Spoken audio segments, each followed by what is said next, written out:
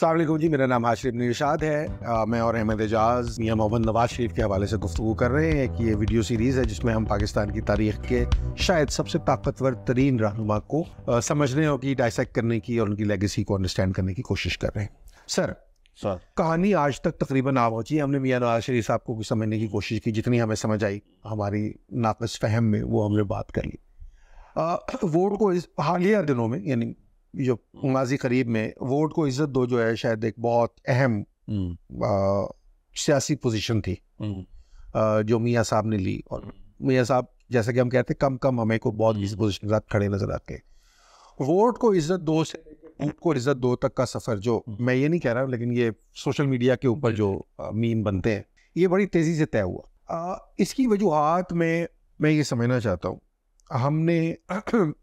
हर election में देखा है कि प्री पोल रिगिंग होती है, पार्टीज़ के हाथ जो है बांध दिए जाते हैं। मेरा अपनी ये बड़ी कंसिडर्ड ओपिनियन है कि 2024 में जिस तरह हाथ बांधे गए, शायद इसकी मिसाल कभी नहीं मिलती।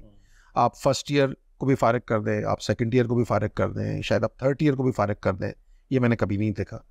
इंतखाबी निशान भी आप ले लें, ये भी मैंने कभी नहीं देखा। उसकी बेशक जो मर्जी रीजंस हो, प्रेसिडेंट हो, उसमें 100 गलतियाँ पीटीआई की अपनी, और लेकिन पीटीआई के पास कुछ नहीं था आखिर में 2024 में, जिस दिन वो इलेक्शन में एंटर हो रहे हैं। वो कंप्लीटली हाथ बांध के, आपने पैर भी बांध दिए, हाथ भी बांध दिए और समुद्र में फेंक दिया कि तैर के दिखाओ। उसके बावजूद रात मेरा ख्याल है 11-12 बजे तक या 12-1 बजे तक जो इंतखाबी नतीजे सामने आते हैं, उसमें मोर लेस लैंडस्लाइड है आज़ाद उम्मीदवारों, जो कोई कड़छे पे, कोई बैंगन पे, कोई इलेक्शन लड़ रहा है। मेजर अर्बन सेंटर्स या जीटी रोड के हल्के, जहां मुस्लिम लीग नून की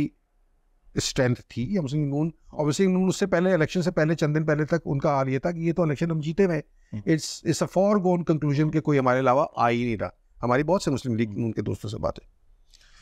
रात 12 बजे तक कहानी ये नज़र आ रही है कि मुस्लिम लीग नून कहीं रेस में नहीं है, बहुत पीछे। फिर हमेशा की तरह अचानक रिजल्ट्स रुक जाते हैं, गायब हो जाते हैं, तारीख स्क्रीनें जो लगी होती हैं वो तारीख हो जाती हैं, कई घंटे इलेक्शन रिजल्ट्स नहीं आते, और फिर जब आनी शुरू होती है तो कहानी बदलनी शुरू होती है और आखिर में मुस्लिम लीग नून को अक्सरियत दिलवा दी जाती है। ये बात होती है। इसमें कुछ सीटें ऐसी, मियां नवाज शरीफ वाली सीट में, उस पर आपका एक्चुअली तजिया चाहूँ। उसके बाद अगली सुबह से फिर एक और काम शुरू होता है, प्री पोल के बाद पोस्ट पोल के लोगों को, जिन्होंने पीटीआई के नाम पे इमरान खान साहब के पोस्टर लगा के उनके गलों में दुपट्टे डाल के, वो एक रिवायत खान साहब ने शुरू की थी, वही उसका दोबारा हमें अहिया होता हुआ नजर आता है, और वो दोबारा मुस्लिम लीग नून का या इस्तेहकाम पाकिस्तान पार्टी का हिस्सा बनना शुरू हो जाते हैं अगले दिन से। उसमें बहुत सारी बातें सुनने को मिली, किसी को कोई धमकी मिली, किसी को कोई लालच मिला, कुछ हुआ, बट वही शागा बागा वाली सियासत का एक थोड़ा सा मॉडर्न वर्जन जो है वो हमें होता हुआ नजर आ रहा है। मियां साहब के पास, इनके पास 1-1.5 साल गवर्नमेंट रही, इनके पास जिस वक्त ये इलेक्शन में गए तो वही सपोर्ट जिसका हम बहुत साल कहते थे कि लाडला जो है, किसके पास जुडिशरी भी उनकी बैक पे खड़ी है, फौज भी उनकी बैक पे खड़ी है, और मीडिया भी उनकी बैक पे खड़ा है, और ये कभी नहीं हुआ पाकिस्तान। यही सारी फोर्सेस मियां साहब की बैक पे खड़ी थी। तो इस सारे के बावजूद मियां साहब जो हैं, अपनी इस ताकत को ट्रांसलेट क्यों नहीं कर सके 2024 में, पहली बात इलेक्शन के अंदर, और मियां साहब के अपने साथ क्या हुआ उनकी सीटों के हवाले से, आपका तज्जिया उसके ऊपर क्या है? देखिए सर, एक जो बड़ा मसला हुआ है ना नवाज शरीफ साहब के साथ, जिस पर हमें बात करनी चाहिए, वो ये है कि जब नवाज शरीफ साहब ये कह रहे हैं ना कि वोट को इज्जत दो, तो ज़ाहिर हकीकत वो इस तनाजुर में कह रहे होते थे कि जब 2013 में उनकी पार्टी आई थी और वो वज़ीर आज़म थे, तो उनसे वज़ारत उज़्मा छीन ली गई, यानी एक तरह से वोट को इज्जत नहीं दी गई। फिर 2018 के इलेक्शन में उनकी पार्टी को पाबंद सलासन किया गया, वो खुद अंदर थे और उनको कंपेन नहीं करने दी गई उनकी पार्टी की सतह पर। तो वो जो एक आगे बंदोबस्त आया हुकूमती, तो वो कहते थे कि ये एक बोगस है और ये जाली है और वोट नहीं लिया, तो वोट को इज्जत देनी चाहिए। ये उनका एक नारा, स्लोगन बन के बड़ा सामने आया नवाज शरीफ साहब का। लेकिन जब हम 2024 में आते हैं, हम ये पहले ये कह चुके हैं कि ये जो नारा था, इसका बोझ उसकी पार्टी नहीं उठा सके, लेकिन इस नारे की पासदारी नवाज शरीफ साहब अपनी शख्सियत के तौर पर, शख्सी सतह पे भी हमें करते हुए नज़र नहीं आए। जब 2024 आता है तो बहुत सारे हलकों में जहाँ सवाल उठते हैं, और इनके अपने हलके पे भी सवाल उठते हैं, वहाँ पर भी नवाज शरीफ साहब जो है ना, वोट को इज्जत देने से इनहराफ कर जाते हैं। वोट को इज्जत देने का मतलब ये तो नहीं है ना कि सिर्फ आपके ही पार्टी हो ना, आपके मतलब मुस्लिम लीग नून के वोट को इज्जत दो, ये तो वो तो नहीं है। मुस्लिम लीग नून के वोट को इज्जत दो। वोट का इज्जत का मतलब ये है कि पाकिस्तान के जो वोट हैं उनके वोट को इज्जत देनी चाहिए, जो जिस पर वो अपना अंगूठा लगा के उन्हीं का आगे निकलना चाहिए। लाहौर में क्या हुआ? हाँ नहीं, अब देखें ना कि नवाज शरीफ साहब के साथ जो कुछ हुआ, तो नवाज शरीफ साहब जो है ना, वो आज जो खामोश है ना, मेरा ख्याल ये है, मेरा ये तजिया गलत भी हो सकता है, नवाज शरीफ साहब जिस वक्त जो खामोश हैं, खामोश से मुराद ये है कि वो पीछे बैठे हैं और तरह से वो चीज़ों को देखने की कोशिश कर रहे होंगे। एक तरह से गिल्टी शायद फील कर रहे हैं कि जिस वोट को इज़्ज़त देने की उन्होंने बात की थी, वो उसी वोट से वो इनहराफ कर गए हैं। अपना इलेक्शन भी, उस पर बहुत सारे सवालात हैं। जब इलेक्शन गिल्टी उन्होंने कब फील की? मुज़ाकरात करने के बाद, शहबाज शरीफ साहब को वज़ीर आज़म बनाने के बाद, मरियम नवाज शरीफ को वज़ीर आला बनाने के बाद, या इससे पहले? नहीं, मेरा ख्याल है कि जो खामोशी है ना, तो कहीं ना कहीं ये सोचते हैं बात वो इनको सावधानी के एक पॉलिटिशियन तो है ना कि मैं जो इस वक्त वो मैंडेट, जिस मैंडेट के साथ वो हुकूमत कर रहे हैं, उनका नहीं है, उस तरीके से पूरा नहीं है जिसकी वो हमेशा बात मुखालिफ करते रहे कि वोट को इज़्ज़त देकर तनाज़र में। अच्छा, अब वो हुकूमत में आ चुके हैं, अब वो उसी वोट को इज़्ज़त देकर जिसकी बात करते थे उनसे उन्हें इनहराफ किया, और जो उनके अपने हल्के का जो रिज़ल्ट आया वो रात जब वो बंद हुआ 10-11 बजे, तो उस वक्त हम देखते हैं कि जो उनकी मुखालिफ कैंडिडेट है वो आगे की तरफ जा रही है और नवाज शरीफ साहब पीछे खड़े हैं। लेकिन जब रिजल्ट आते हैं तो नवाज शरीफ साहब बहुत आगे की तरफ चले जाते हैं और वो बहुत पीछे की तरफ आ जाते हैं। जब अगर हम उसका एनालिसिस करें 2013 से ही पहला मार्का जब इन दोनों के दरमियान होता है, तो 2013 के बाद फिर 2017 में जब नवाज शरीफ साहब सीट छोड़ते हैं और मरीम जो कुलसूम नवाज वहाँ से इलेक्शन लड़ते हैं और मरीम उसकी कंपेन करती हैं, तो उसमें भी हम देखते हैं तो दोनों के दरमियान हमें फासला जो है वो कम होता हुआ नज़र आता है। अच्छा, फिर 2024 में फासला इसलिए भी कम हुआ कि पूरा प्रोपेगेंडा है, चीज़ें, इमरान खान फैक्टर है, पूरी लहर चली हुई है, उसमें नवाज शरीफ साहब जैसा एक बड़ा लीडर जो है ना उस लहर में आ जाता है। और नवाज शरीफ से बड़ा लीडर तो कोई नहीं हो सकता जो उस लहर कितनी ताकतवर हो सकती है। ताकतवर, हाँ जी, वो नवाज शरीफ साहब उसके वो हो जाते हैं। और नवाज शरीफ साहब को मेरे ख्याल में उस वक्त एहसास हो गया था जब वो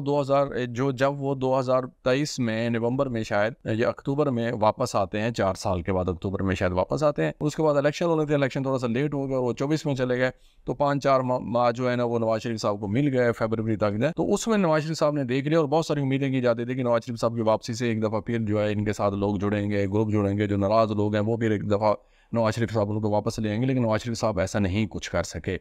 अच्छा, आप अगर ये देखें कि जो नवाज शरीफ साहब ने की वापसी हुई और उस पर जो लाहौर में जलसा हुआ, उसके बाद जितनी भी कंपेन में जलसे हुए हैं नवाज शरीफ साहब की कंपेन में, जो इलेक्शन कंपेन में, उसमें नवाज शरीफ साहब ने गुफ्तगू बराए नाम की है और ज़्यादा गुफ्तगू वो देते थे मरीम को। मरीम गुफ्तगू करते, नवाज शरीफ साहब ज़्यादा गुफ्तगू नहीं करते थे। फिर नवाज शरीफ साहब जो गुफ्तगू करते थे, अगर वो गुफ्तगू देखे जाए तो वो ज़्यादा से ज़्यादा गुफ्तगू क्या होती थी, वो सारी की सारी गुफ्तगू ये होती थी कि मेरी हुकूमतें ख़त्म की हैं, सारी की सारी पिछली वो बातें कर रहे हैं कि मेरी जो है ना वाइफ वो बीमार पड़ी हुई है, मेरी बेटी को जनाब मेरे सामने पकड़ के ले गए, ठीक है ना जी, वो हमने ये किया, हमने फलां किया। ये बातें ठीक होने के बावजूद उसका आप कोई मकसद नहीं, यानी कि सारी की सारी पीछे बातें। वो नवाज शरीफ साहब तमाम जो है ना इंतखाबी मुहिम के जलसों में ये नहीं कह रहे थे कि हम ये करेंगे, जी बिल्कुल, हम आपके साथ ये करेंगे, हम आने वाला वक्त में ये करेंगे। तो मेरे ख्याल में नवाज शरीफ साहब को पता चल गया था कि वो ऐसा नहीं हो सकता, अब आने वाला वक्त उनका नहीं है, इसलिए वो माजी की सारी बातें करेंगे। देखें मेरे साथ फलां ज्यादती होगी, मेरे साथ खुद तरामी एक इस्तिलाह है ना, वो हमें उस जलसों के में तकरीरों में हमें नवाज शरीफ साहब के नज़र आती है। तो वो जो है ना वो सारी चीज़ें थी। फिर जिस तरीके से वो सीट के ऊपर एक संजीदा किस्म के मसाइल पैदा हुए, फिर बहुत सारी और सीटों पर इस तरह के जो सवालात आज, यानी आप ये कह रहे हैं कि on the face of it लगता है ऐसा है कि मियां मोहम्मद नवाज शरीफ लाहौर से अपनी सीट बचाते हुए नजर नहीं आ रहे थे 2024 कम से कम इलेक्शन की सुबह तक तो जाहिर है जीतते हुए ही नजर आ रहे होंगे, लेकिन जब इलेक्शन की रात जब नताइज आने शुरू हुए और जो नताइज सामने जब तक हमारे आए, जब तक वो रुके नहीं, तो देयर वाज दिस पॉसिबिलिटी कि मियां साहब शायद वो सीट हारे तो नहीं ऑफ कोर्स, लेकिन नहीं सर देखें, अगर हम ना देखें ना ट्रेंड्स को देखें, चीज़ों को देखें, एनालिसिस करें, सूरत हाल को देखें, समझने की कोशिश करें, तो जितने यानी कि जो सीटें इस वक्त इनके पास हैं उनमें से ना बहुत ज़्यादा सीटों के ऊपर सवाल तो इनकी अपनी पार्टी के लोग भी अंदर से कह रहे हैं। नवाज शरीफ साहब की अपनी जो सीट है वो भी बहुत सवालिया नहीं। मियां साहब हिस्टोरिकली जो है 2-3 बुनियादी सीटों से लड़ते रहे, ऐसे ही जी, तो इस दफा उनमें से कोई भी सीट सिक्योर हमें नहीं हुई ना। देखिए मानसरा वाले से वो गए, हार गए, ठीक है ना। लाहौर वाली सीट जो उनके पास रही है वो कहते हैं कि 45-47 कहानी में चला गया, और वो हमें भी ऐसी बज़ाहिर चीज़ें ऐसी नज़र आ रही हैं, इसमें कोई दूसरी राय नहीं है। सवाल ये है, अब एक ऐसा लीडर जो 3 दफ़ा का वज़ीर आज़म है, जो दुनिया जब पाकिस्तान की बात करती है तो वो सबसे पहले PMLN का ख्याल आता है कि एक बड़ी सियासी जमात है, पंजाब चूँकि उसमें सबसे अहमियत का हामिल है। फिर नवाज शरीफ साहब की बात आती है और नवाज शरीफ साहब की जब वापसी हो रही थी तो एक तरह से तासुर ये दिया गया था कि आलमी कुव्वतें जो है, जिसमें आपका ये जो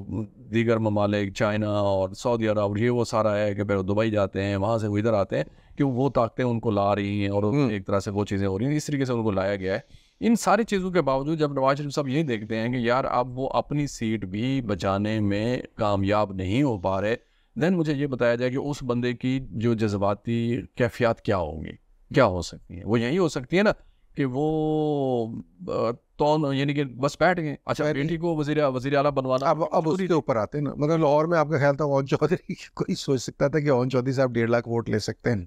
नवाज शरीफ साहब से ज़्यादा बोल रहे हैं। नवाज शरीफ से ज़्यादा वोट, यानी ये देखेंगे थोड़े से वैसे ये थोड़ी ये ज्यादती की है, नवाज शरीफ साहब से भी ज़्यादा वोट दिलवा दी ओन चौधरी को, क्योंकि वो लोग ये कहते हैं कि नवाज शरीफ साहब ने चूंकि उनको जाके वोट डाला था, अब वो जिसने नवाज शरीफ को वोट डाला है तो वो फिर साहब देंगे नवाज शरीफ का वोट तो एक ही वोट है ना, मतलब ये थोड़ी वैसे अगली ज्यादती, नवाज शरीफ वोट तो कम से कम ओन से ज़्यादा दिलवाने चाहिए थे। हाँ, इसको करते हैं। अब जरा आप लेगेसी के ऊपर आ जाते हैं, अगली वीडियो में लेगेसी की तरफ चलते हैं। Thank you so very much जी, अगली वीडियो में आपसे मुलाकात होती है।